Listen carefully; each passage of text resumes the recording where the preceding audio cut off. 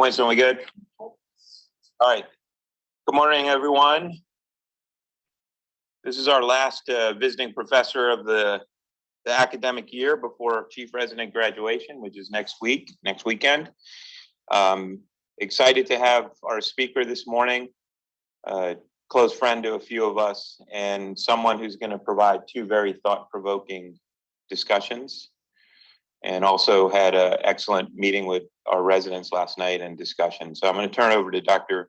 Dacus, because this is his grand rounds, or visiting professor, as our vice chair for diversity, equity, inclusion, and wellness. Morning. So I was talking to Dr. Weiss. It is all of our DEI people have been hand surgeons. That's incidental, completely incidental. But here to speak about Dr. Conti Mica. We've gotten to know each other over the last several years, serving in the Hand Society, an associate professor at the University of Chicago, where she's been since 2015. She has a focus on hand, wrist, elbow, and pediatrics as well. And by all accounts, is an excellent surgeon. So don't get pigeonholed into like she's a DEI speaker. She's a hell of a surgeon as well. I looked at her stars and reviews. She's 4.5 to 5, over hundreds of patients. So people really appreciate her care. Built her own practice at the time. Went to med school, actually, University of Washington for college. Med school at University of Arizona, Loyola for residency, and then Mayo Clinic for a hand fellowship. She's done a lot of international work as well. We're trying to get that going here. And so international missions and 2 traveling fellowships.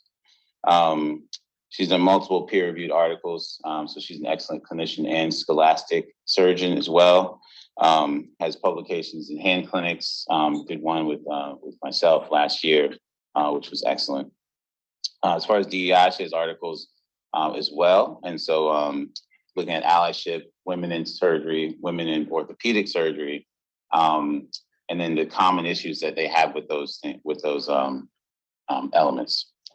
She's also co-chair of the diversity task force with myself, which is kind of how we've gotten to be close. She's the co-director of the Hand Society meeting for this year in Toronto, which is a big challenge, lots of work to do. All that, and she's a mother of 3. So she had her most recent child in December. We were on a Zoom meeting in March, and she was heading in to cover a call case. So she's doing her thing. Also a friend, someone I can really appreciate in our work in the task force. She has as much emphasis on other marginalized groups as she does on women, and I really appreciate that as well. So please welcome.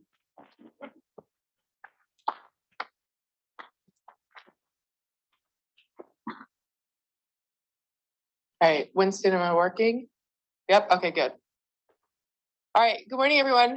It's wonderful to have met the graduating residents. Congratulations, and getting to spend some time with Katie, who we got to train a little bit at Pritzker at University of Chicago. So we like to take full credit of her. So you guys can't take any for her, but we will.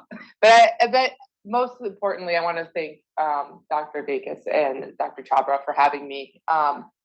Their friendship means a lot, but it's also wonderful to be here and get to see everything that they've been talking about, what they do, and see their world. So thank you for having me. It's an honor.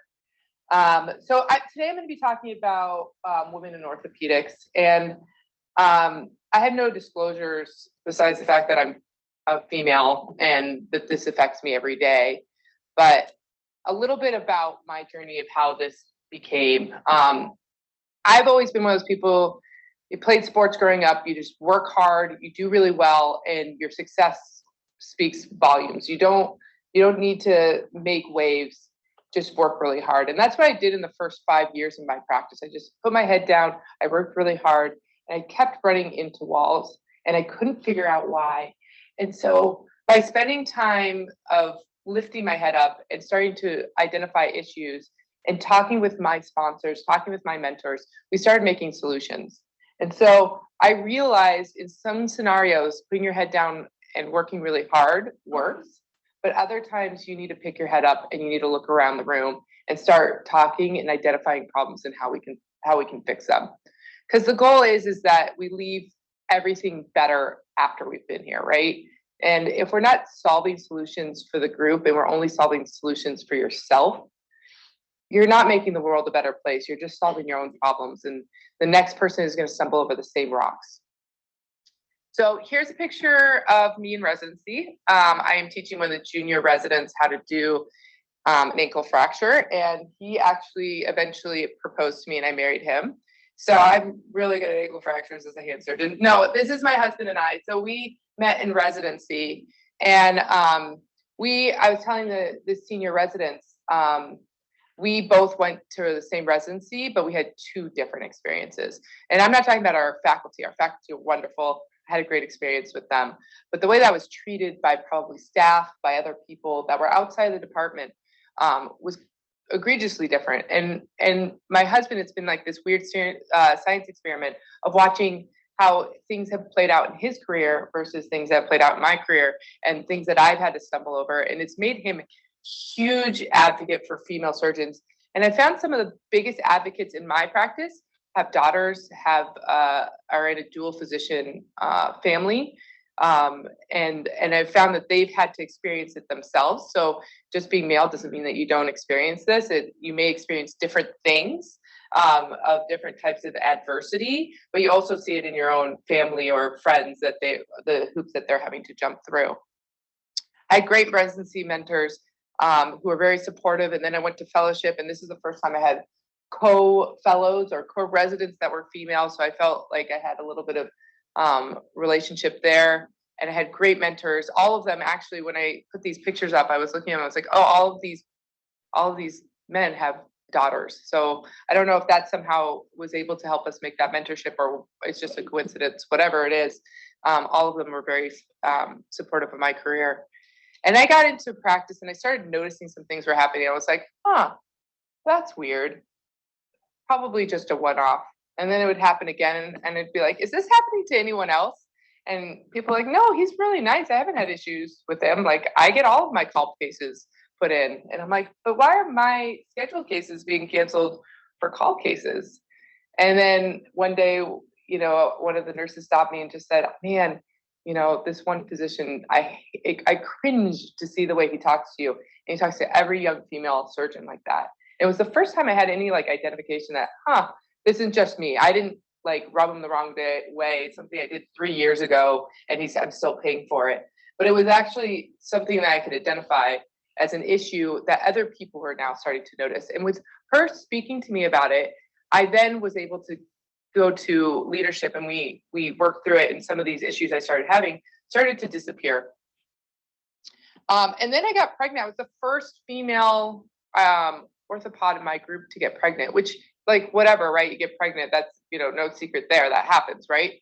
Well, there was no plan. There was no precedence of time off, financials, how was it going to be reimbursed while I was gone? If I was going to be reimbursed, what was I going to do about call, et cetera, et cetera. So I had to sit down with the head of the department and start negotiating what that package is going to look like.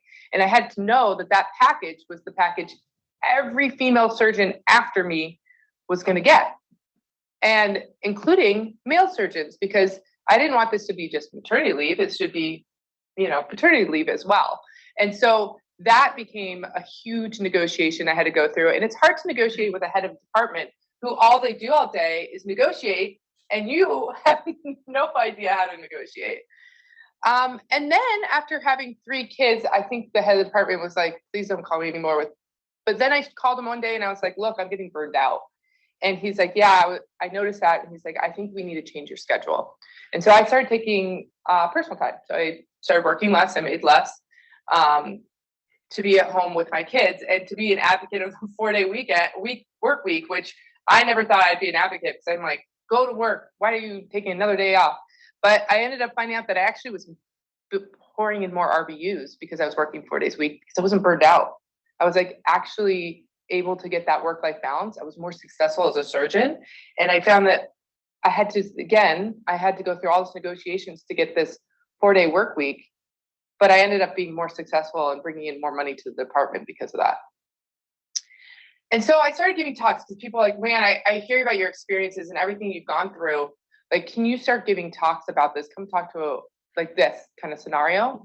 And I always put my cell phone number at the end, and I get calls from surgeons all over the country, and it's egregious what's happening out there. People being fired because they got pregnant. I have one of my really good friends. She has left orthopedics because of bullying because she's female. She's one of the top tier programs all the way straight through her education, and she doesn't work anymore because the PTSD of what she went through was just too horrific. I mean, it's sad. It's a loss to our practice. It's a loss to orthopedics in general. And what I found is that I went from being a mentee to a mentor from these talks, and now I get to be an advocate. And hopefully, a lot of you will be advocates as you learn and you become part of the squad that helps each other. Because the goal of this, again, is not just to be aware, but to be active. And this is important because basically we are about 200 years away from gender parity. So that means it'll take us over 200 years for us to have as many females as males in orthopedics. That's awful, because things like ophthalmology, surgical specialties like that are already equal, and we're not there. And there's more women than men in medical school. So we're missing out on a lot of opportunities of smart, bright individuals who won't even consider orthopedics. And that puts us a foot behind everyone, because women are discouraged to be a surgeon. I'm sure if you can ask every female here, have they at some time when they were in medical school told that they shouldn't be a surgeon? I was told I would never get married, never have kids. I wouldn't be able to have that work-life balance, all my hobbies out the door. And you have this picture of your home being like, I'm gonna be this like a lone, unhappy spinster. It's really frightening. But I give the first talk, I don't do it anymore, but I used to give the first talk for the medical students for anatomy of upper extremity. And I always just poured in pictures of activities, of hobbies, and my family, so that they could see in this like subliminal way that you can't have a life and still be a surgeon. And every year I'd get an email from somebody saying, I didn't think about orthopedic surgery, and now I'm thinking about it, because I wanted to flip that. And I hope that you guys, when you work with the medical students, this is your chance to flip it for those medical students and students that they're talking to, that, hey, this is a changing atmosphere. This is doable. You can have a life. You can also be a surgeon and be equally supported. This is actually from this current JBJS edition, and it's showing that the rates of burnout in female orthopedic surgeons. So the ones that actually make it through medical school and decide that they still want to be an orthopedic surgeon are burning out. Now, I don't think this is more special than my male counterparts. I think you guys are pretty just as much as we are. But one of the things that is making us burn out is the barriers to gender equity. That's a big issue. So this is still happening, not only for the people who go into medicine, but the people who continue to be in orthopedics. And this is an article from the New York Times from 2021. So this is from December of 2021. So this is very, very recent, that women physicians, not surgeons, so I'm sure this number is actually higher, are earning less than $2 million in a 40-year career. That is not like as insignificant, because when you think 80 cents to a dollar, you're like, that's 20 cents. What? $2 million. Like that's crazy. And it's not that women are providing lesser care. I mean, if you look at the data, we're actually doing a lot of things that are very supportive for medicine: lower readmission rates, lower complication rates, lower litigation and risky behaviors, which is very expensive, and maybe not helpful for the RVUs, is longer patient visits. So patients, your prescribing scores might be higher, maybe see a little less RVUs from that, but your scores will be higher. So these are things to think about, that the value that having female partners can bring to your department. And there's also a cultural shift. Females don't want to deal with anymore. We don't need to be the token female. There used to be like one female resident, one female faculty member. We don't have to do that anymore. We can choose, because there's more and more of us who are coming. And what we're finding, and I'm seeing this in my partners and my friends who have graduated, they're looking at leadership and saying, hey, who's in charge? Do I see a friendly face in there? Or do I see something that I'm going to be running into the same barriers of why I'm leaving this other job? So, this is going to also affect job recruitment. And why, and you should be advocating, it's hard for me to put this slide on there because I feel like it's obvious, but basically depth of your bench? How powerful of a department do you want to be? And how important is it for you to get those perfect hires? You're going to miss out on a lot of opportunities by keeping things the same. You're going to be in an echo chamber. And also for your patients want diversity. They want people that look like them because they feel like they can receive better care. Not necessarily that they are, but it's a perception. So let's talk a little bit about the intangibles. Unconscious bias, we've all heard about it. And basically this is a rudimentary reaction of you hear something like a lion and you know to run away because in your head you heard the lion, you don't need to see the lion, you connect that that's probably a lion and you should get out of there. And so for simple things like that, that quick and dirty information is really, really helpful. But then when you get into the complexity of people, it gets a little bit maybe not so helpful. Let's see if this, yes. Oh, volume. Okay. Oh, we're going to just skip ahead of it. Okay. So let's talk a little bit about that complicated unconscious bias and how this affects our department, our culture. And it can create a biased culture. It's a self-fulfilling prophecy. So let's say you don't like me. Every time I talk, you roll your eyes. You're like, man, that's really annoying what she said. Anytime I speak, you interrupt me. All of a sudden, I stop speaking up in faculty meetings. I stop adding ideas because no one's listening to them. And all of a sudden, I'm not being an attributing member of the society. And you're gonna be like, look, I told you she's a dud because it was a self-fulfilling prophecy and you haven't let me meet my full potential and the department's full potential. So I love all these different examples, but the one I'll give you is my husband and I, we're both working surgeons, as I was telling you earlier. COVID hit. We didn't have this is pre-vaccine. My husband and I both had a case.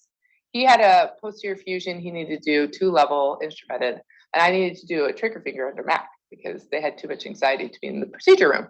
So we're both in the, fighting for time because one of us needed to go home because our nanny called and said that she just tested positive for COVID. And we had no idea what this meant for kids. This is really early. So we're freaking out. We told her to go outside and play outside with the kid and don't touch her. And one of us will be home. So I call up the board and I say, my nanny has COVID. I need to get home to my kid. And they said to me, we're all working moms. Like, we're all here. You're just going to have to wait in line like the rest of us. My husband calls and goes, hey, my nanny has COVID. I need to go home and take care of my kid. And they're like, you are an amazing father. You are the best. And they moved up his case. And no joke, my husband's surgery was finished before my trigger finger. And he was able to go back and tap out the nanny. Like, that's wild to me, but that's just the bias. And I'm sure you guys all have examples of this happening. And it's just, why is him going home to my kid like more accoladed than me going home to my child? And so these biases are also compounded on what our expectations are of females. So there's this thing called a double bind, and that's in a situation, no matter what you do, it will be considered wrong. And that happens a lot with females. So when we're growing up, a lot of females, be nice, don't talk out, don't be confident in your responses, be humble, don't try to cause any type of arguments, those types of things. And that's what's expected by our society of females. So this is where this thing of a women's surgeon comes in, right? If you start being argumentative, if you speak out against something, you correct people, all of a sudden she's like, oh, she's being a female surgeon. I mean, if you put it in the eyes of a male doing that, would you still say, oh, he's being a male surgeon? Like, it isn't treated the same. So that happens a lot with conflict. And we started a handicap in any type of negotiation because of this. And this is a good book about communication. Men usually use the word I, where women use we. My husband is very direct in his conversations. I'm very indirect. So sometimes I have him go through my emails to help me be more assertive in my emails. And what we find is that women camouflage their achievements. Watch this in residency interviews. This is like super fascinating to watch how women will say, oh, we did this research project, blah, blah, blah. And you'll be like, oh, she was part of a team. And then you'll have this medicine male. It's like, I did this research project. And they may have done the same amount of work, But when they use the word I and when they use a read, who do you think did more? The person who said I, because they were the team. So all of these things can really affect the way that women are perceived. And this brings me into the thing of gaslighting in surgery, in medicine. And this happens a lot. If you have to talk to female residents, to faculty, this happens a lot. And a lot of times you just feel like you're insane. You're like, oh, is this just happening to me? And like, why is this not happening to you? Did I do something wrong? I'm like, am I the problem? And it's not you, it's the bias that are out there. So I started talking about this, and to give the example, my husband, he rolled his eyes like, come on. I was like, I'm going to start looking for data. And I did. I found data that supports this because I'm not crazy. And this is Heather Sarson. This is actually a lot of papers quote this. This is her PhD thesis, and she looked at Medicare referrals. She looked at millions of referrals. This is not like a pearl diver study. And she found the referral patterns for primary care to surgeons after a bad outcome.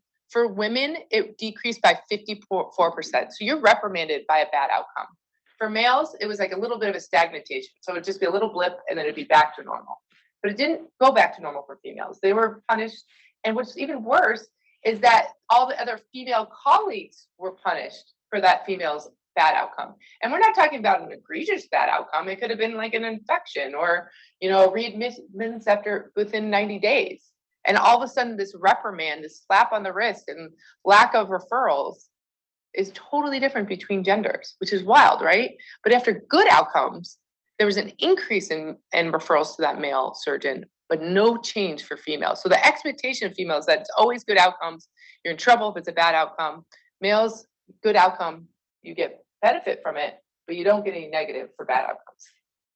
And this has been shown time and time again. This is in JAMA. So again, not a pearl diver study. Sex differences of referrals between surgeons. So what we started seeing is male surgeons had a strong preference of referring patients to other male surgeons. So we're just as bad as the primary care physicians. And female surgeons, there was usually no influence on the gender of the surgeon. Okay, so when they made their referrals. And interestingly enough, and this is something I have noticed, the referrals of non-operative surgery, so the things that don't make us money, are sent to the women surgeons over the male surgeons. So thank you for that. And then I like talking about this is that women who are treated by male physicians, a higher mortality rate, and that if you're male or female physicians, there's the same outcome. So there is some literature there, right? And so the problem with this is we know there's an issue, but it's hard to identify. So if I come to you and say, hey, leadership, I feel like I'm being treated unfairly, and I think people have a bias against me, that's like a really hard thing to come to leadership with, right? Because you're like, okay, well, what's the problem? And what's the solution to that? That's a hard thing to give a solution to. And it's hard to give data to support you of saying like, well, I just don't think Billy likes me. Like, can you imagine going to Dr. Chabra's office and saying, I feel like I'm having this bias against me. I don't have any way to tell you besides I have this gut feeling. And I've noticed this pattern, but there's no data behind it. And he's gonna be like, well, what am I supposed to do with this information? Like, and that's a really hard thing. So a lot of reasons this is why it's not reported, because it's hard to report. So what I would say for faculty, for leadership, watch for patterns. Be present for your partners. If you see issues, don't say this is not my problem, because it is your problem. This is your partner. This is going to affect you eventually down the line. If they leave, that's going to affect you. If they stop making as much money, that's going to affect the bottom line. I don't know how you guys do your infrastructure, but if my partners aren't seeing a lot of patients, I start having money taken away because we as a group had to be hitting some certain numbers in the department for us to get our bonus. So it does affect you. So if it's the money thing, fine. But hopefully it's an ethics thing. So set expectations at your faculty meetings, like stop interrupting each other. Set expectations for authorship or work allocations. You should be giving accolade to the people who are doing the works, not the person who's just presenting the work. It should be everyone should be getting accolades for their hard work. So let's talk a little bit about mentorship. Women are stalling early in their career because they're trying to juggle all these things and they don't have the mentorship that they need to. And there's actually been a fear from male to female mentorship after the Me Too movement. It really affected what people were comfortable with doing because they were scared of this Me Too. But as Christy Weber said when she was president, like, it's not a fine line between sexual harassment. It's like a wide highway. So you shouldn't be scared of that. And they actually have shown that female faculty, so that female mentorship for females is increased productivity by females. So, and I didn't have female mentorship until I was second year of practice, none. So, I'm thankful for it. I just wish it had happened earlier. Sponsorship, advocating and investing in one's career has been shown to wildly affect the success of one's career.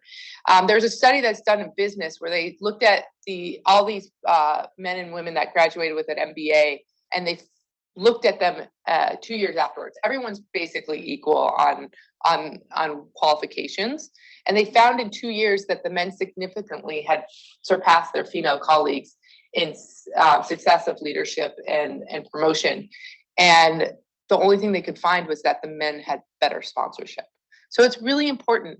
And I tell you, go out of your go-to for picks. And because you probably have some conscious bias when you pick somebody, like, oh, this person's picked great for this job.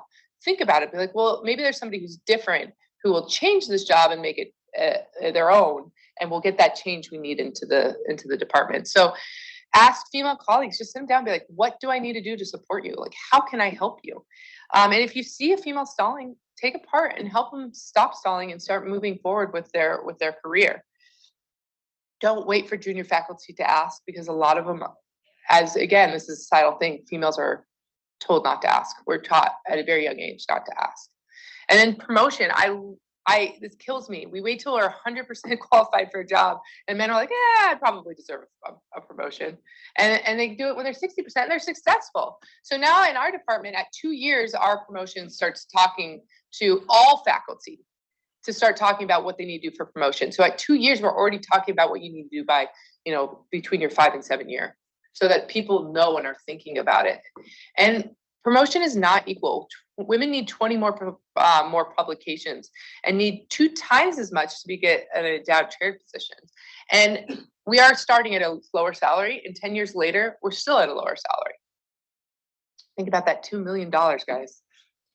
So start advocating. Think about the salaries, promotions. If you're seeing these things, you're starting to see these patterns, what can you do to fix these things, and what you need to do to advocate for your partners. So moving forward to fertility, women in medicine and fertility. So women's having children is not a privilege. Okay, I remember when I was a resident and everyone said, just don't get pregnant. And one of my female co-residents, who was a couple years ahead of me, took that to heart. And then she had infertility issues, and then she never had kids and she feels like she missed that opportunity because she's so scared of letting down her co-residents. And that's a rough thing to chew on. So women's prime years of fertility are right in the middle of training. Most women in the US have their first kid at 26. Now it's probably delayed because of the millennials and as you go on, but majority of women are delaying childbirth until after training. And that's causing a lot of infertility issues. So this right here, this little blastocyte, is my daughter, Cicely. So this is her first photo, and this is her today. We had horrible infertility issues with her, not with my other two. I think it's probably the stress of the job. Thank you. But I just gave a talk to medical students, and literally like 3 or 4 of them are like, I'm 28 and I'm like, should I be freezing my eggs? Like freaking out, and nobody's talking to them about it. And freezing eggs there's actually now programs to freeze eggs for surgical residents because of that delay in childbearing, and they're doing it at a cheaper cost. I mean, it costs $10,000 to $20,000 to freeze eggs. That's expensive as a resident. I didn't have that kind of money. And so it also takes time and flexibility of schedule because you don't know when that's going to happen, when you can harvest eggs. So it's a huge process. And it's a very emotional process. And I'm sure a couple of you are fidgeting right now, are uncomfortable with this conversation. But think about how uncomfortable it is for a female to come to you and be like, look, I need to freeze my eggs. You're like, what? We're doing a carpal tunnel here. So these are hard conversations to have. And sometimes you just have to sit back and listen and just make a plan. It may not be something that you understand and it will never be your journey. That's fine, but this is somebody else's journey and you need to be there to support them. And then let's go to pregnancy. If I'm running over or anything, just like, okay. So pregnancy, this is a picture of me on my last day of operating with all three of my girls. And the risk for being an orthopedic surgeon pregnant is ridiculous. It's twofold. 31% complication rate for female orthopedic surgeons versus 15% for the general population. Who here would recommend anything that has a 31% complication rate? None of us. I hope not. I mean, Bobby Chopper might be calling you in your office if you have a 31% complication rate. Anyways, increase in preterm labor, higher miscarriage and stillborn rates for orthopedic surgeons. This is scary, right? We already delayed to have our kids to get through training. And then all of a sudden we're in these geriatric pregnancies and we're having all these complication rates. And it's really scary. And it's not a lot of people you can talk about it with. So things that I would say to advocate, schedule out your OB appointments and ultrasounds. They have an algorithm. So if you're pregnant, you can plan all the way through your 9 months of what you think is gonna be your schedule. So you can have it, you turn it in, you say, this is when I'm gonna be gone. These are the days that I have to be at a clinic at this time to have an OB appointment.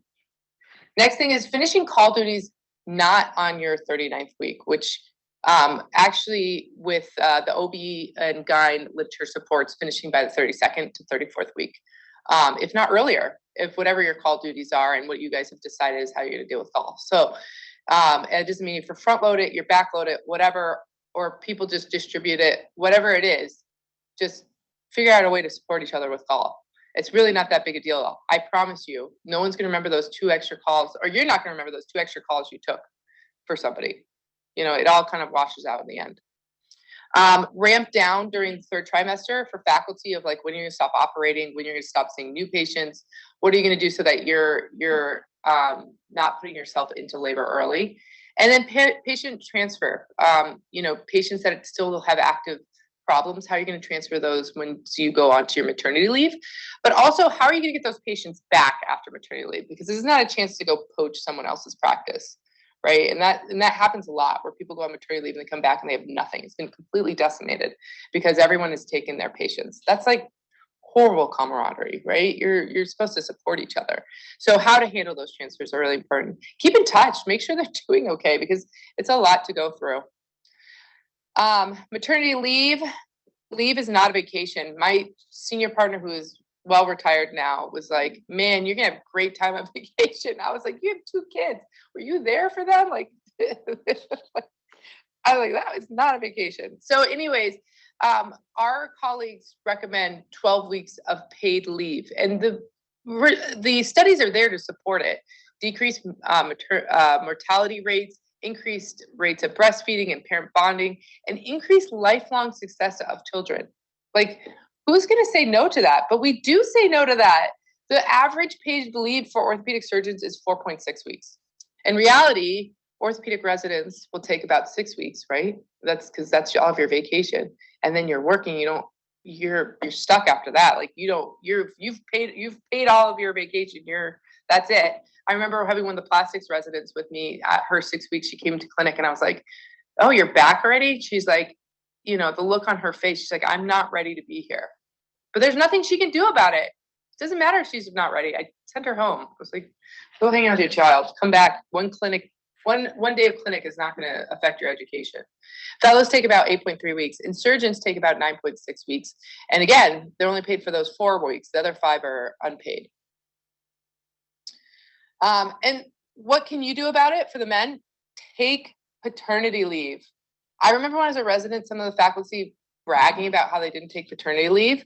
And now it's like when I talk to people about their biggest regrets, of their practice. It's about how they didn't spend more time with their kids when they were little. And one of my partners, you know, contacted me and said, hey, we're having a kid. Like, what should I do? I was like, he's like, I was wondering if I should take a week or two. Like, how does this going to affect me? And I said, take 3 months. It's 3 months of paid maternity leave for me. It's 3 months of paternity leave for you. We'll figure out the call. I'll take your call. I could care less. Like, it's not the end of the world. Go spend time with your kid. You know what? Took 3 months. He spent time with his kid. It was good for him. It was good for bonding with his kid. It was a good bonding for him and his wife. The board shared of the household chores because he understands better. And, you know, he's come back as a happier surgeon. Like, he's not resentful, angry. He's not missing out opportunities. And that's like something you just can't take away from somebody, that time to be with their kid. But it also supports their female colleagues because it shows that the stigma of childcare is not just a female, it's a shared responsibility. And interestingly, like, his wife had less maternity leave than he had paternity leave. He had a better paternity leave package than his wife. You're welcome, I said to him. But now when she returned to work, she was able to go back to work with less anxiety because there was that support there. So postpartum, returning back to work is really hard. You leave a job that is the same when you come back, and you come back as a completely different person. And part of that is pump breaks. It's about 35 hours a week that you spend for breastfeeding. So this is why most females stop breastfeeding, is because the opportunities of support are not there. Actually, what they've started our university is an FTE to support for pumping. And so they give people a little FTE to support that transition back to encourage breastfeeding. And they also do that for that ramp up period as you go back into that 3 months of practice. They have a ramp up FTE as well. And then hours that work with childcare. It doesn't mean that you are less productive. It just means you're more creative with your hours. So I start, instead of 8 o'clock, I start at 8:30. I still see the same amount of patients. It's just I start at 8:30 so I can drop my kid off at preschool. And then the transition back to workload call, understanding that, you know, getting back to figuring out how to do that balance. And then again, some people go to part-time after having children, and some people go to a limited schedule of figuring out what's going to work for people, because again, it's more expensive to lose a surgeon. It's less expensive to find a way to make it work so everyone's happy and they're not burned out. And make a plan of what the ramp up is going to be, help mentor, be there for them. And job promotion should not stall because they became a mom, and not be like, oh, they're too busy, they shouldn't have this job opportunity. Oh, I'm not going to ask them to do this leadership opportunity. Let them make that decision if they're going to be too busy to do that. But that doesn't mean that just because they have a kid, all of a sudden they get lower on your list of people to help out. So this all sounds really expensive, right? Maternity leave, FTEs, all this stuff. But you know what's really expensive? Litigation, having to retrain and poor performances, rehab, all those things. So male doctors are shown to have 3 times as much malpractice claims, engage in hindering activities, higher readmittance, and turn into the medical state board.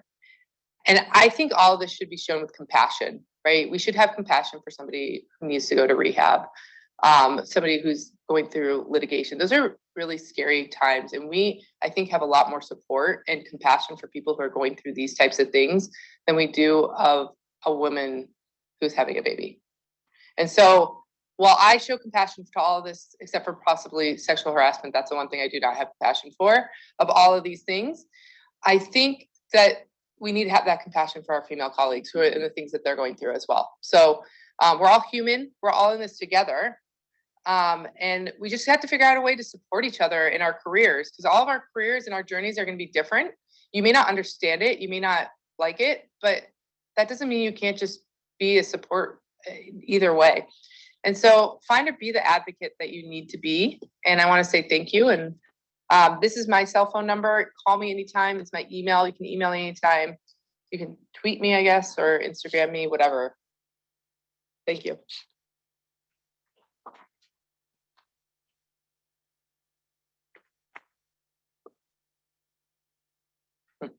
Obviously, an excellent talk. A lot of these things are things you don't see, you don't know, right? So I learned a lot today. I hope everyone's listening too. Any questions?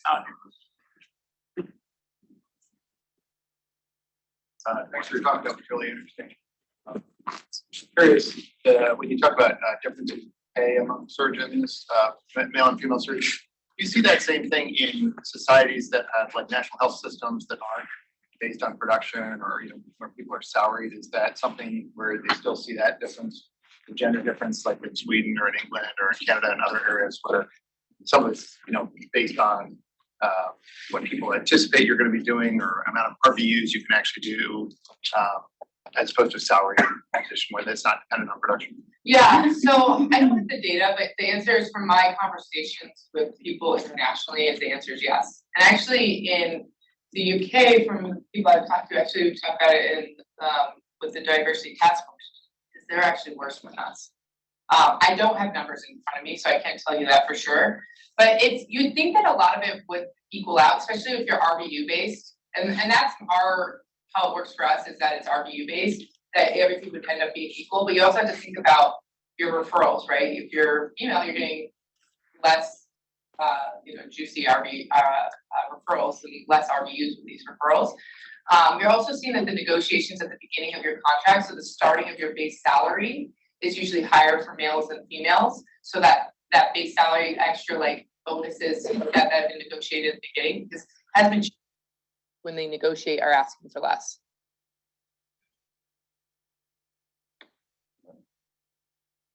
Thank you very much. It's an unusual presentation and a privilege to hear it. And thank you for being here.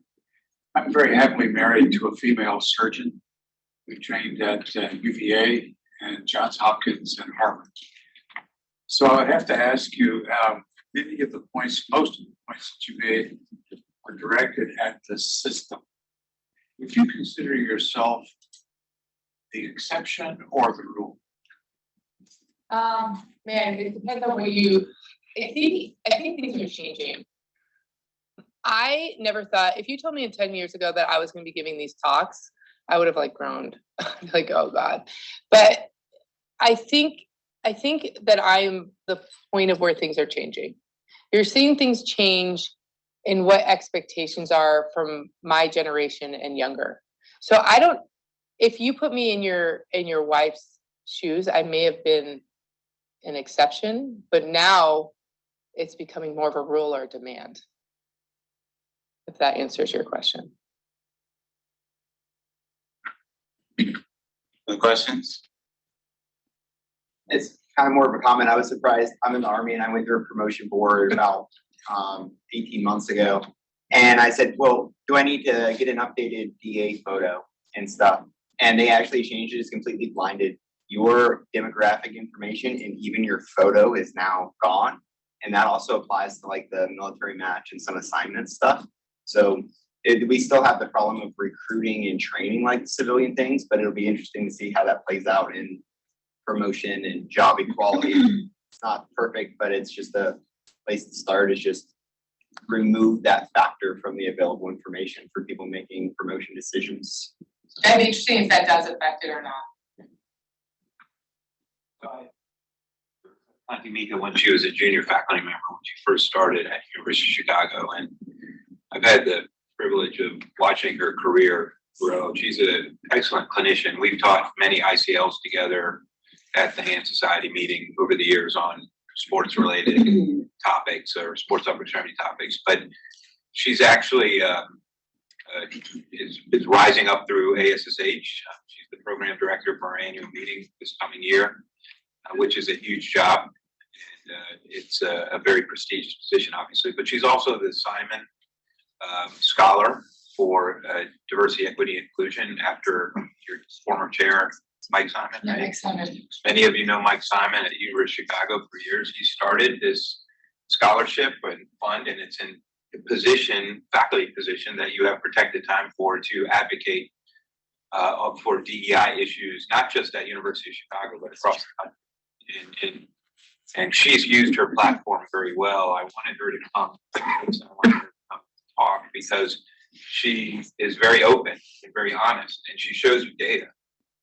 And some of you may not like to hear this data, but it's out there and it's in the literature. And I hope you start thinking about how we can do better as a department to help support all our underrepresented minorities, all our women, faculty, anyone. And it's really about being allies for each other. And it doesn't matter on your race, gender, religion. It doesn't matter. You want to be an ally to your colleagues and support them regardless of what they're going through. And make sure they feel like they're part of this team. And everyone has ups and downs. And you will in life, and you should have a team that supports you, regardless of your race, gender, or background. And I think that's very critical. So thank you, Megan, for bringing this talk to us and being very direct about the information, because it is an issue that we have to continue to work on. All right. Break, are you good? No, I'm good. I ran over with that last one, so quickly, but this is we're totally pivoting. We're gonna start talking about the gray area of medicine. And so let's just throw ourselves into a hand case, because why not? This is a 50-year-old male, presents as a level 1 trauma, rollover, intubated, sedated. You get consulted residence for a non-displaced proximal phalanx fracture. What do? Fix it or not fix it? Not fix it, but what did we miss? Perilunate.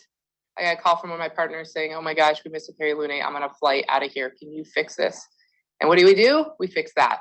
We left that phalanx alone, but we fixed the perilunate. So that happens, right? You feel a little bit bad that you missed a perilunate, but it happens, and you eventually got to it. We fixed it, so it's good.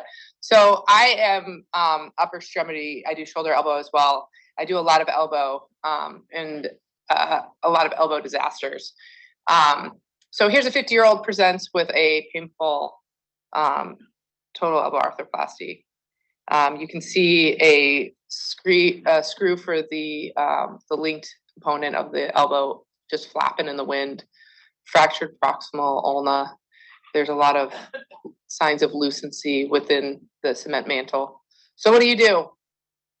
Something about this? Nothing? Something, right? Yeah, do something, right? So we did a 2-staged TA, so I'm not going to show you the stage, but we do 2 stages, right? So we washed it out. We took a ton of cultures, because I'm always convinced every elbow is infected. Eventually ended up having to use some allograft struts, longer components, new cement mantle, and a lot of prayers.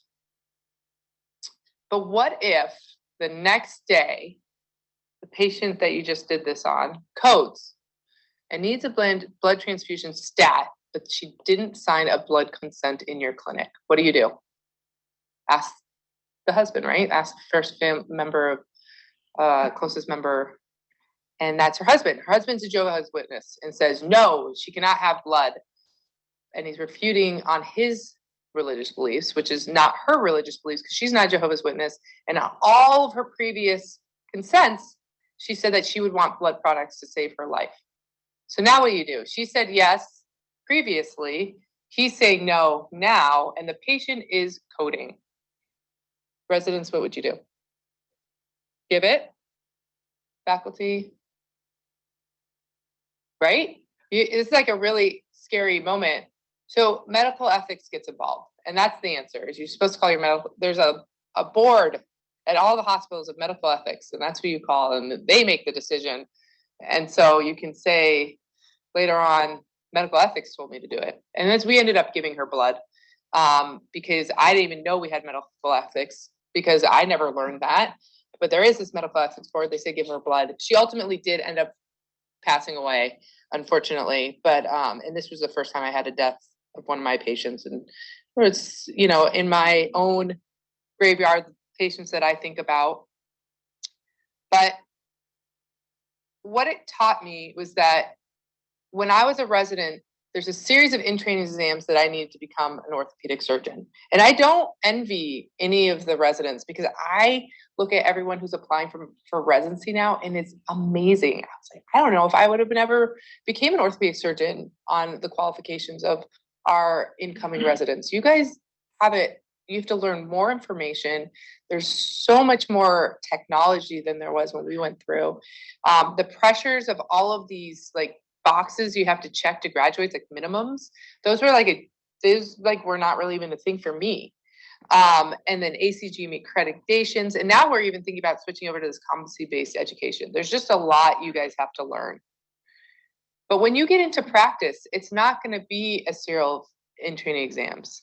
Instead, you're going to be practicing in a gray zone. So things are not going to be black and white. It's not going to be an OITE question with multiple choice. There's no more multiple choice when you graduate. And this is where you're going to be practicing. And that's a big disconnect in what we're educating our residents and our future with, and what is actual reality. And so this is my goal, is to change the perspective of the way we talk with our students and with our learners, but also as future orthopedic surgeons, the questions that you're asking your faculty. Because I will tell you, about 3 or 4 years in practice, I was like, now I want to do a fellowship. I was like, now I wish I could have practiced for a few years, figured out what I didn't know, and then go to fellowship, because the questions I'd ask in fellowship, completely different. I wouldn't be asking why Synthes versus DePuy. I'd be like, what do you do when this complication rolls in? And I didn't even know those complications happen, because you're in the OR, not in the clinic, seeing the autonomy of playing out of what happened with that surgery you did. So let's start thinking about some of that gray zone. So here you see fifth metacarpal fracture. It's angulated about 90 degrees. Fix or not fix? Residents, 90 degrees. Okay, perfect. Fix. So I fixed it with this nail, which was not around when I started practicing. And if you showed me that when I first started practicing, I'd be like, you're crazy. Why are you putting screws inside of bones? Like, just put a couple K wires in it. And that's what a lot of hand surgeons are saying still, is do that. It's cheaper, just a couple K wires, and let them go. But really, if you look at the risk benefit, there's a lot of benefit with using these screws. You get to start moving immediately. And I have a patient population that likes to not show up for their post-op appointments and who cannot afford occupational therapy. And I don't know if you guys have ever done therapy and seen what the copays are. I literally just went to therapy recently, and it was $125 copay. I wrote the therapist, I'm like, I will never see you again. And I have the money to see her. And all these, my patients don't. And so, you got to think about these things when you're doing your surgery. And I went from using these K-wires to these screws because, yes, it costs more for the screw than the K-wire, but they got to start moving immediately. So I had almost no one going to therapy, and it took me less time in the OR. We just took one K-wire down the pike, and then you put a screw over it and you put it in. It takes me about 5 or 6 minutes versus like 8 million shots with the K-wire with the PGY2, and you're just like hoping that you don't get poked. That's where it comes into the gray area of when to evolve. And I would encourage all of you to not become dogmatic. That's also for the trauma guys. Do not become dogmatic. It is okay to change the way that you do things. So I use this algorithm when I think about my practice, because I always see as post-op patients and those returning patients as my constant feedback of how I am doing. And I look at this algorithm of outcome equals surgery, patient selection, and preoperative education. And so let's go through this a little bit of understanding this algorithm and start asking questions. So let's first look at surgery. So when I first started doing surgery on my own, I was having a lot of post-op neuritis. I'm like, what am I doing with cubital tunnels that I'm having post-operative neuritis? I started asking all these people, and they're like, oh, make a smaller incision, blah, blah, blah. So I made a mini open incision, and I had less post-op neuritis. And I was like getting greedy. I said, what can I do? So I have 0 post-operative neuritis. And I started doing endoscopic cubital tunnels. Loved it. Patients were doing great. I thought I was the queen. I started making videos for ASSH Handy. They're still up there. And then I started getting a call from the hospital being like, your endoscopics are way too expensive. And they told me it was $700 for one of those little blades. $700. I was like, okay, well, just going to change companies, and this new companies can be cheaper. So I found a cheaper company to do my endoscopics. And I was like, okay, this is now cheaper and a better surgery. I am the queen. And then I cut an ulnar nerve, which is extremely expensive. And it's devastating. And I don't mean to make a joke of it, but it was horrible. And it haunts me that my patient came into the OR and I made them worse. So I started looking at my endoscopics versus open. One of my partners says open, I did endoscopic. And what I found is I actually had a higher revision rate. And that's not even including the lacerated nerves. It was including all of my patients over about 5 years of doing endoscopic. And they were having more wound dehiscence. They were having more bleeding, probably from that small little wound. We're not getting all of the little bleeders, which is causing a recurrence of a hematoma, recurrence of compression of the nerve, which causes me to do a revision surgery. So, on one point I was getting 2 surgeries out of 1 out of them, but that's actually ethically not what you want. So that made me realize I need to go back to open. And that was a very important part of my evolution of realizing, okay, I went too far this way. I need to start coming back to the middle. Okay. So you're always going to be changing your practice. And when you do have bad outcomes, I want to throw this out there for the residents is call risk management for anything. Let them know what's going on. If it becomes something, great. If it doesn't become something, great. Because you will be sued. Everyone gets sued. Call risk management. I was getting weird letters from a patient. I was pretty sure he was going to come and he was going to start wearing my skin one day. Called risk management. They took care of it. It's going to happen. So just know risk management is there for you, like medical ethics. There's a lot of opportunities of people that can help you. Talk to someone, call your mentors, call your senior partners, talk to them about it. Do not be embarrassed. We all have bad outcomes. We all have complications. See these patients often, marry them. It's gonna be the worst marriage of your life, but marry them. So they're gonna be hanging out with you a lot. They're gonna come to the clinic. They're gonna complain to you. You're gonna cringe. You're gonna feel horrible. Keep seeing them. Do not get in your turtle shell and hide from it. Those are the people who are gonna sue you. So it's okay to apologize. It is okay to have a complication, but explore why. Understand how you can be better. So another in-training exam question. That was one of my patients, 52-year-old, stabbed in the arm a year ago, presents with a radial nerve palsy. Electric diagnostic testing shows chronic denervation of the nerve. MRI shows incontinuity of the nerve. What would you do? Anyone?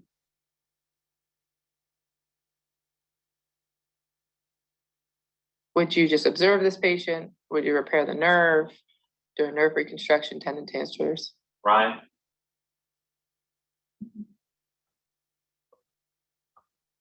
Oh, just keep it simple. We're going to stay up here. Super high. What? Yeah, tendon transfers. So radial nerve palsy, your test taking skills, right? What are the key words? Radial nerve palsy, chronic degeneration, discontinuity of the nerve. There is a problem, but this is an old problem. So tendon transfers makes more sense, right? Patient comes back with this arm at 2 weeks. She's not happy with her floppy arm. She says, this is the same arm I had before surgery, but now I have incisions. And she is not wearing her splint. She didn't go to therapy. She still has that flex position. And she needs a note saying to go back to work because she's got to pay for this surgery that didn't work. So obviously, my patient selection was not that great, right? Right surgery, wrong patient. So patient selection. Keywords that now as an attending stick out to me is that she's stabbed and it happened a year ago. So she's stabbed. Is she safe? Like, why was she stabbed? Most people aren't just stabbed. So you start wondering, like, what is the continuity? Like, is this just a one-off or has she been stabbed before? And then why did it take her a year to see you? What was she doing the last year with this, this radial nerve palsy? Like, was she seeing other doctors and they were throwing her off, or was this the day that she decided she was going to do something about it? Those now are red flags in my head. And now I would do potentially a social work consult if she was not safe at home, but also I just put her into a splint and observe her with the eventualization that maybe down the future we do surgery, because there is no rush to operate on this patient, right? So start thinking about how you would change this. This is not an OAT answer question, right? So what you do in life and what you do on the exam are two different things. This, ironically, I learned from one of my old partners who had a lot of complications, but he always said, every surgery is necessary except for the first one. So remember, once you've operated on somebody, all the subsequent surgeries because of that operation are necessary. And was the first one you did was most probably as an orthopedic surgeon elective. And this is a Terry Light-ism. First 10 years, you should learn how to operate. The next 10 years, who to operate on. And the next 10 years, who not to operate on. Okay? And this is when you want to start picking the brains of your faculty, right? Why would you operate on this patient? When would you not operate on this patient? Why did you choose to do in this case, do this way and not this other way? So here's another elbow disaster. And this patient, a 64-year-old, presents with this total elbow. And you can see here, there's lucency. You can actually see there's a shard of cement that's pressing on the skin, and she's now created a bursa over it. And this is actually why she saw me, is because this was very painful on her skin. So what do? We did a revision. We ended up, this was multiple staged revision, because I always think everything's infected. And she ended up having to get her whole distal humerus replaced. And then she fell on it and bent the stem. Have you seen, I don't even know how to bend a stem on this, but she did it because of course, why not? And then what do? What? Yes. So this is the power of a second opinion, right? Don't be scared to ask for help or to figure out what the next step is, or to win the confidence of your patient who isn't sure that you're doing the right thing. Second opinions are super important, and they're not discussed much in your residency. All else happens, tag a friend, call a consult, second opinion. And there's been, the literature supports a second opinion. In our colleagues in radiology and pathology, they've shown that there's significant change in management based off of a second pair of eyeballs looking at something. And we're actually starting to see in other countries like Germany and Brazil, they have these second opinion programs where it's the right of the patient to come and see these boards and be examined by them. And it's all covered by insurance, and make decisions of what surgery they need if they agree with the primary surgeon. And they found that there's a lot of change in management. I do think it's a little bit dangerous because there was a lot of decrease in surgical recommendations and more therapy. So I think that you have to worry about where these boards' biases and what they're who that they're supporting. Because if these are put together by the insurance company, of course they're going to say more therapy. So other things that could affect patient selection, and this is probably a little bit more with my practice. You know, a lot of patients don't have a ride home, so I have to cancel them. That happens a lot on the south side of Chicago. They're like, I'm just going to take an Uber home. And I'm like, we can't let you go into Uber after you've just had sedation. They're like, what's the worst that can happen? I'm like, have you read the news? There's not enough block time. That's a huge issue, COVID and post-COVID. And then they can't afford surgery. I mean, do our poor patients not deserve surgery that like the rich patients? Like, everyone has problems. And then what if you're high risk? Do you not deserve to have elective surgery? Do you have to live in pain because you have these cardiac issues? So I started thinking about these things and how this was affecting my patient selection for surgery. And I started advocating for a procedure room with my partner, Jennifer Wolf, which is not easy. You think, oh, I just want a procedure room. They give you a room and then you start doing procedures in there. And it is not the way that it works. And I came to faculty, to leadership, and I said, look at all the money we could save our patients if we do surgeries in the procedure room. And the hospital said, look at all this money we're losing by doing procedures in the procedure room. And you're like, understand the bottom line. Your bottom line is different than the bottom line of others. And what you really need to do is problem solving 101. Anyone here into improv? Anyone likes improv? So I, before I had kids and my husband was away for fellowship, I took classes at Second City and graduated from Second City improv, because why not? I thought I was so busy before I had kids. And then one of the things that you learn is this thing called yes and. And whenever somebody says something in a skit to you, you can't say, no, we're not going to do that, because then it ruins the skit. So whatever gift, whatever somebody says, you have to say yes to that, and then you build on it. And that's great for problem solving, because as surgeons, we already know what we think the solution is, but that's not the solution maybe that anesthesia thinks is the solution, or administration thinks is the solution. So you have to look at what they think is the solution and build on it, because you together can be Ghostbusters. So if you get anesthesia on board, you've got nursing on board, administration on board, then I was going to get this procedure room. So anesthesia wanted to kick me out of the OR because I was doing all these procedures that they couldn't bill for because they were done under local. So they're like, get out of here, bring in your big disaster elbow cases. That's what we want because we can bill for that. Anything with a block makes them even more excited. Nursing has to have one of their nurses from another OR be pulled in there to talk to the patient during the procedure. So staffing increases. So they wanted me out of the OR. And hospital administration was, bottom line, show me the money. So what I found is that by paying all these patients to the procedure room, I could do all of these surgeries in the OR, and then all those cases I was doing in the procedure room, someone could have my OR time and do cases as well. So we're increasing the volume of surgeries being done, which makes the hospital very happy. And it was decreasing risk, which makes everyone happy. We only need one MA. I didn't need 8 million nurses like you do in the OR. So nursing was happy. No pre-op visits, decreased surgical costs. The patients are happy. And I got to do a lot of surgery by 11 a.m. because I was in complete control. And that makes me happy. So everyone was happy. And this has been my experience in the procedure room is I get to do a lot of procedures, not elbow surgeries, but this is just showing you me doing it in the OR and then slowly moving to the procedure room. And I got an MA who is super trained in it. She loved it so much she actually left and is now becoming a surgical tech. And now I know not to make sure they're too happy because then they'll leave you for a better job. And then, the patients have their surgeries. They love their surgeries. They're really happy.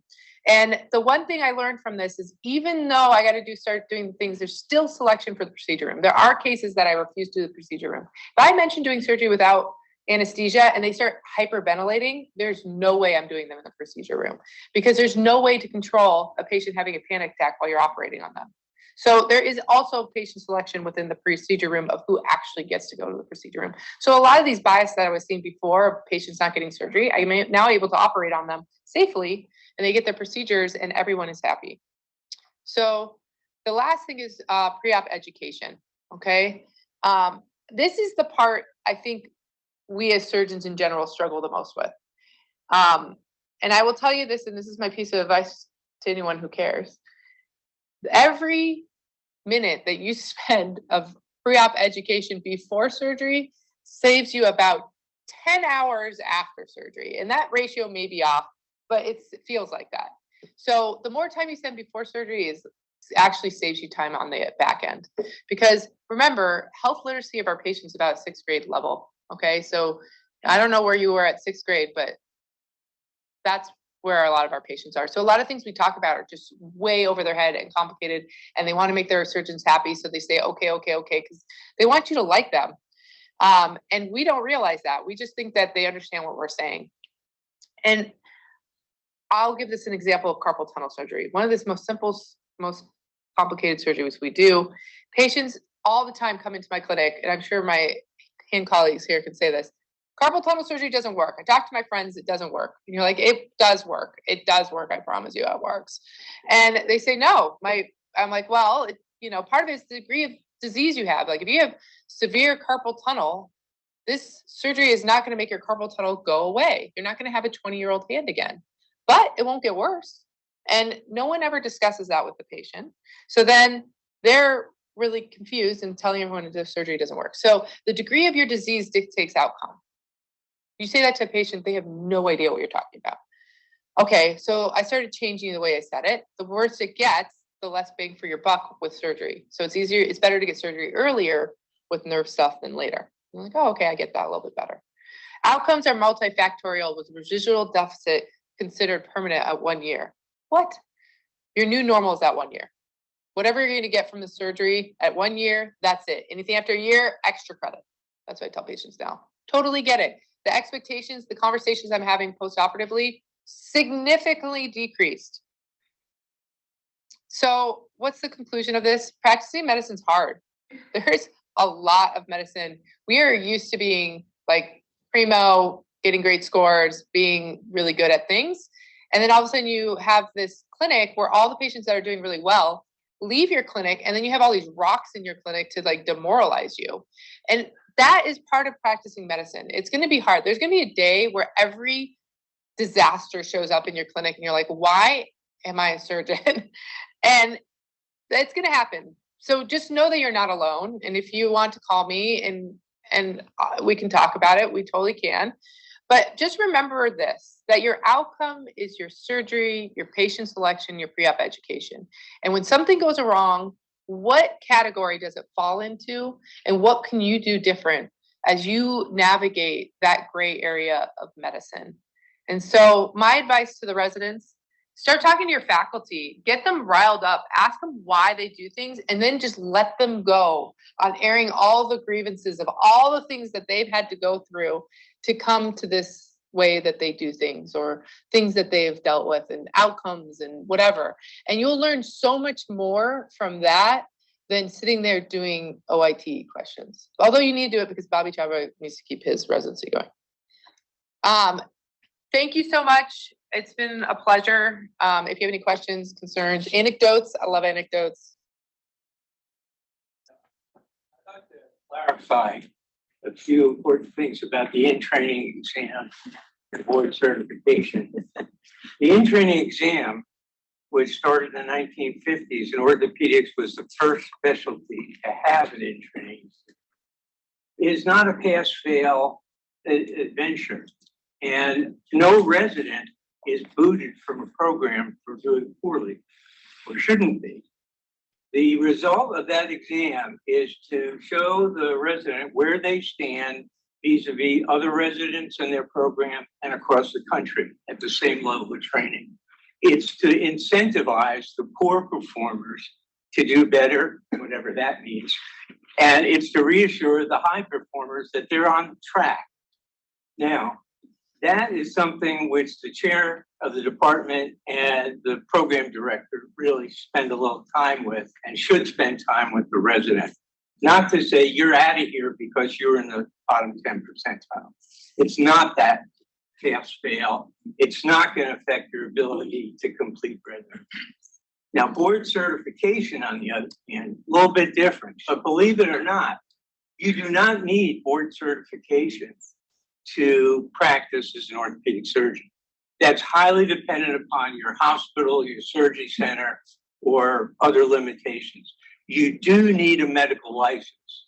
So if you don't pass USMLE, you're dead in the water. You cannot practice without that.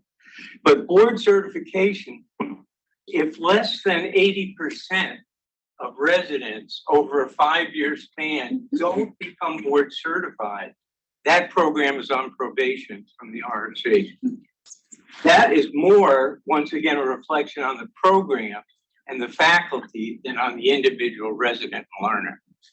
And fellowship so far really has no implications other than spine surgeons and hand surgeons who do have the opportunity to get a added qualification with their subspecialty cert. But once again, that won't affect your ability to practice if you have a license and you're credentialed to the institute.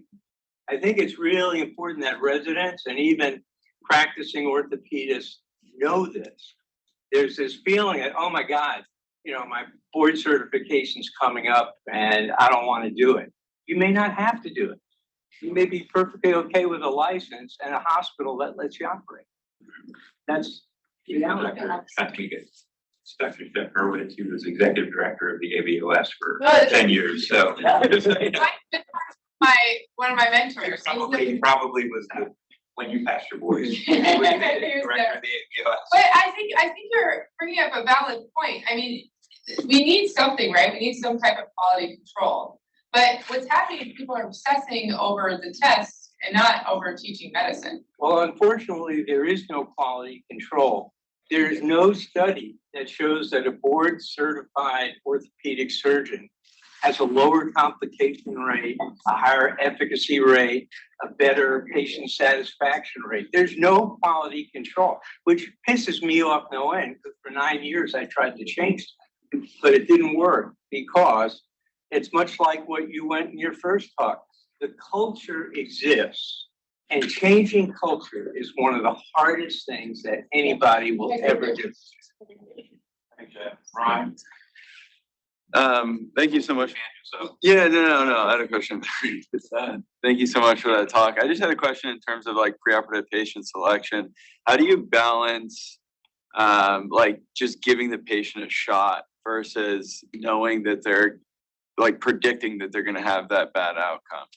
I guess it's like a fine line, and how do you balance that? Yeah, so, Throwing in a splint versus trying the surgery.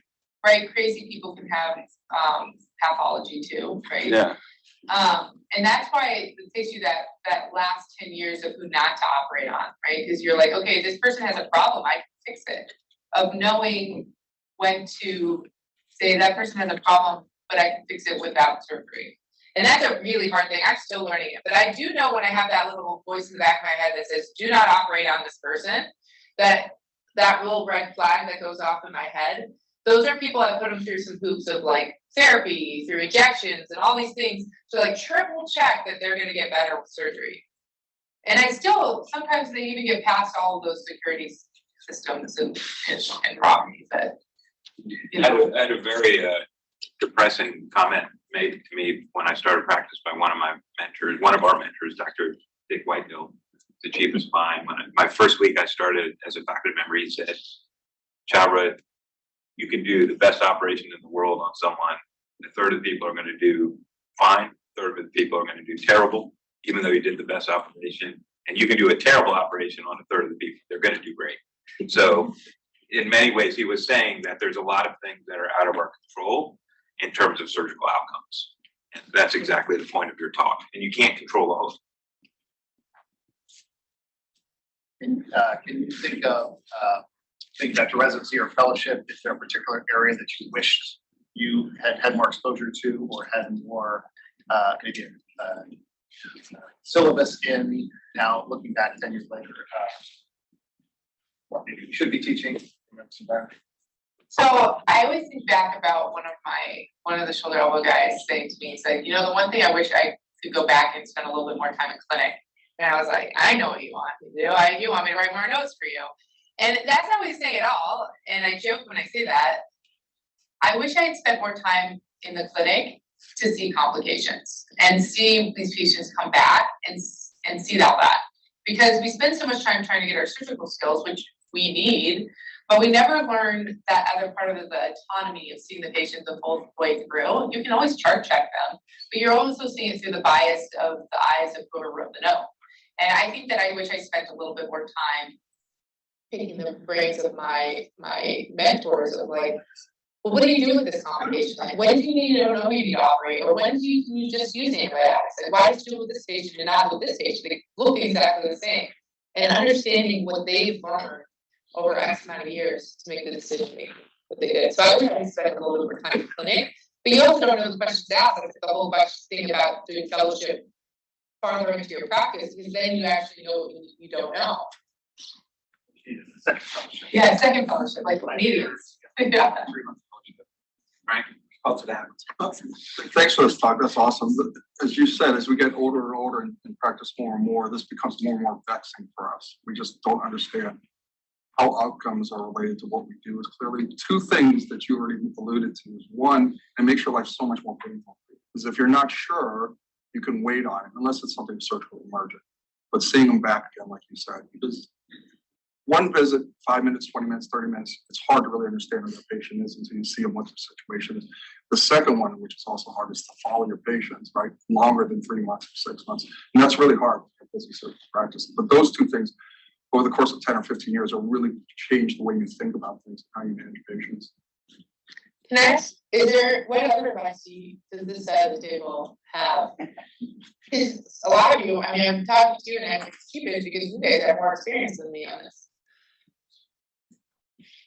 I tell you, nothing ruins excitement about a new surgical procedure or about a new technique or about your surgical skills than long-term follow-up. And it's true, right? What you said is I hope the residents and fellows take this to heart. In your training, you think you did a great operation and you think that patient did well. You don't see them in clinic. And you don't see, the neuropathic pain they have or the infection they have or the non-union they have. You don't see that. And you don't learn how to take care of those things because you don't have longitudinal care of patients. And that is part of the 80-hour work week, right? That's a decision that was made 20 years ago. But the hardest thing, and we all say this as faculty, you never remember the 100 great outcomes you had for that particular procedure. You remember the one complication you had because that keeps you up at night, or the one lawsuit that you're in the middle of, because you made a point, everyone gets sued, and you will get sued at some point in your career, and it will be devastating, and you will have done nothing different for that patient. It just, the outcome is bad. So I think it's patient selection is very critical, and patient education is critical, and managing patient expectations is critical. But you can't control all aspects of outcomes. James. Thanks for your talk. I'm very sympathetic and in agreement with you on patient selection. And I think the longer I've been in my career, you know, the more we think about patient selection, it's a huge factor in terms of outcomes. But at the same time, I know that I'm not perfect when it comes to patient selection. And we know that patient selection is an area that is very susceptible to unconscious bias and conscious bias. So like your example about the patient who was stabbed, right? So we all have a reaction to that, just like you said, you know, what's going on? People don't get stabbed. Well, there are some people who do get stabbed, right? For reasons that are totally out of their control and may have nothing to do with their outcome at all. So in your second talk, you sort of advocate for these things, which we know are very prone to bias. But the first talk is, let's get away from this unconscious and conscious bias. So how do you reconcile those things?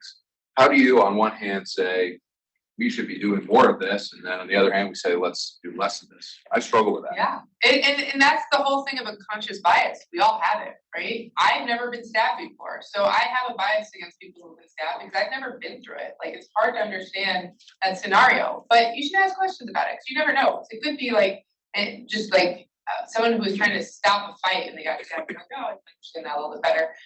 But we all have unconscious bias. So the thing that we have to do about it is realize we have it and do whatever we can to like tease that out and what that is doing. So if you're only operating people who've never been stabbed, then there's a whole portion of people that, you know, you're missing out that you could be helping.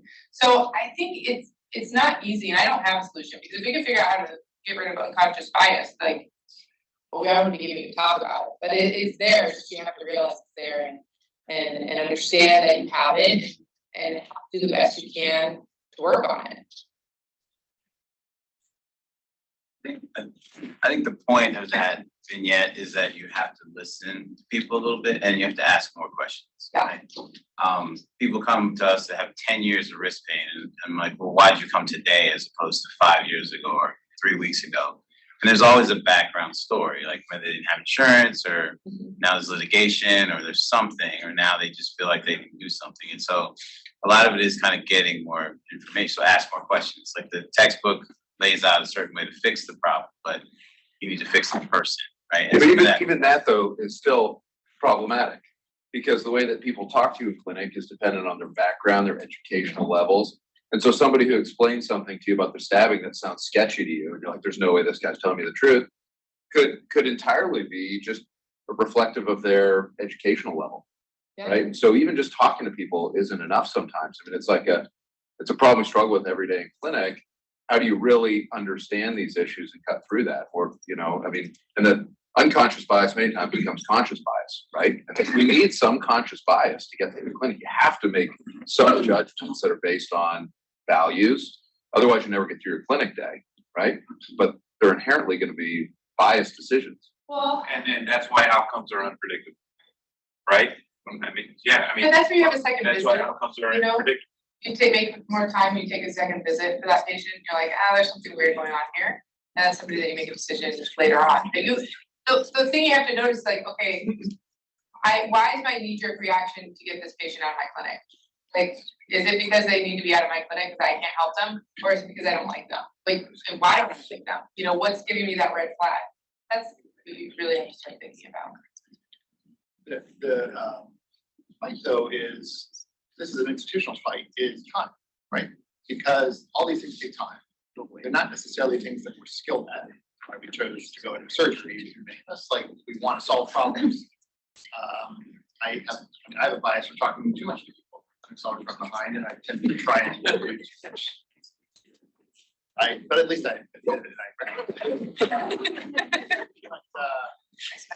but, you know, in the same thing you mentioned about therapy, right? So a lot of these problems, particularly the handle thing, my impression is that therapy is just a big part of the handle, right? But if therapy costs $100 a visit, and people have no insurance, or maybe they have insurance, but not great insurance, right? So that's actually the worst, because they have no insurance, usually the hospitals, it's like, okay, well, you know, whatever, we have financial assistance. But if you make some money, but not very much money, now you're actually in the worst place, because you don't get. That is, yes, And so how do you, you know, and in reality, what this patient probably needs is a lot of therapy first, and then maybe surgery, maybe not, but now that's a block. So, you know, these are some of the things that we struggle with that are more institutional type problems, but I think makes it difficult to practice the way that you would like to be practiced. yeah, it'd be nice if we like had the goals to get custody.